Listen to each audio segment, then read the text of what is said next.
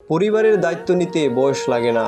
12 বছর বয়সী পরিবারের হাল ধরেছে সিয়াম। যে বয়সে বই খাতা নিয়ে স্কুলে যাওয়ার কথা, সে বয়সী পরিবারের দায়িত্ব কাঁধে তুলে নিয়েছে 12 বছরের সিয়াম। বাবার ব্যবসা বড় ধরনের লোকসানের পর পরিবারে নেমে আসে আর্থিক সংকট। ঋণের বোঝা এতটাই বেড়ে যায় যে সংসার চালানো কঠিন হয়ে পড়ে।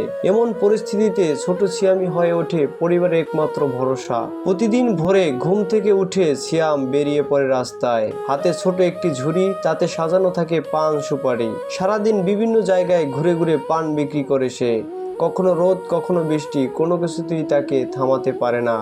দিনের শেষে যা আয় হয় সেই টাকা তুলে দেয় বাবার হাতে। সেই টাকা দিয়ে ধীরে ধীরে শোধ করা হচ্ছে পরিবারের ঋণ। অন্যদিকে সিয়ামের চোখে এখনো স্বপ্ন আছে। সে জানায় সুযোগ পেলে আবারও স্কুলে ফিরে যেতে চায়, পড়াশোনা করে বড় মানুষ হতে চায়।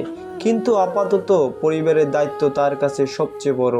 সিয়ামের এই সংগ্রামী জীবন আমাদের মনে করিয়ে দেয়, পরিস্থিতি যতই কঠিন হোক না কেন, সাহস আর দায়িত্ববোধ থাকলে এগিয়ে যাওয়া সম্ভব।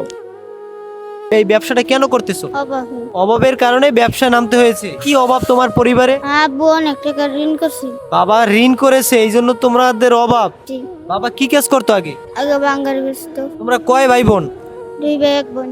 তুমি কি বড় না ছোট? আমি বড়। মা কি কাজ করে? আম্মু মশলা বিক্রি কাজ করে। লেখাপড়া করছো তুমি?